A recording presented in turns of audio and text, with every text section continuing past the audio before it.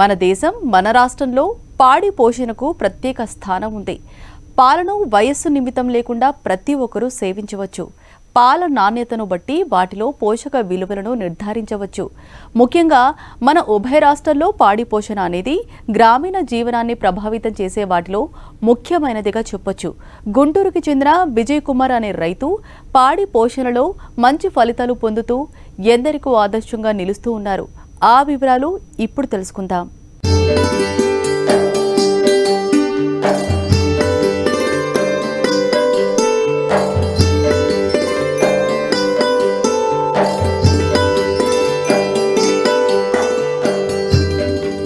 వ్యవసాయం, దాని అనుబంధ రంగాల్లో పాడికి మొదటి ప్రాధాన్యతను ఇచ్చారు. తరువాత పంటకు ఇచ్చారు మన పూర్వీకులు.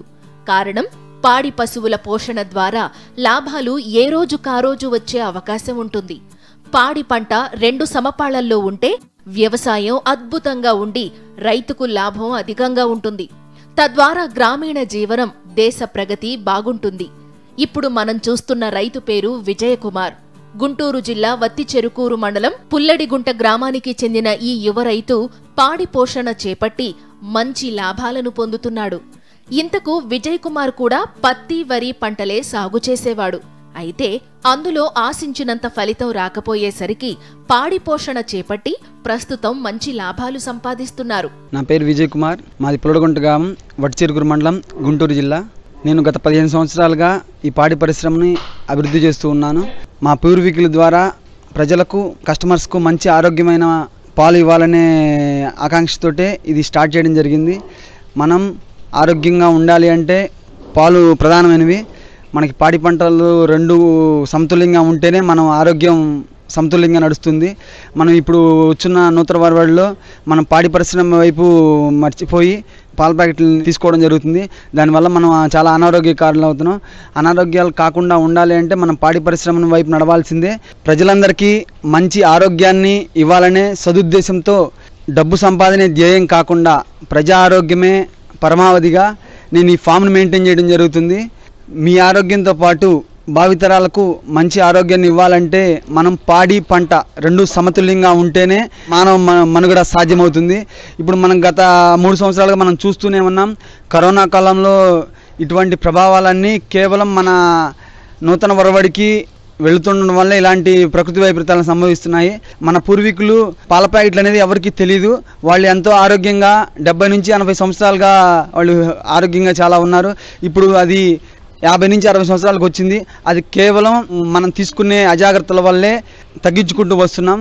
దీన్ని ఇది చేయాలి అంటే కంపల్సరిగా పాడి పరిశ్రమ ప్రధాన భూమిక పోషిస్తుంది.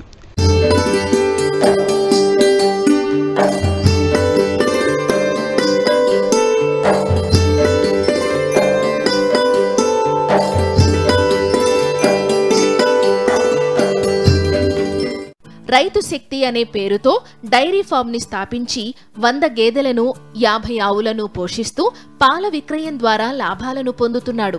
పశువులకు స్వీట్ పొటాటోని, దశరథ గడ్డిని పచ్చి మేతగా అందిస్తూ, అలాగే రాగులు, సజ్జలు, జొన్నలు, ఉలవల పిండిని పట్టించి ఆ మిశ్రమాన్ని ఇస్తూ ఉన్నాడు.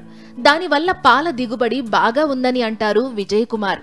సుమారు రోజుకు 90 లీటర్ల పాలు దిగుబడి వస్తున్నాయని, 2 పూటలకు కలిపి 180 లీటర్ల పాలను లీటర్కి 80 రూపాయల చొప్పున విక్రయిస్తూ ఉన్నానని అన్నారు.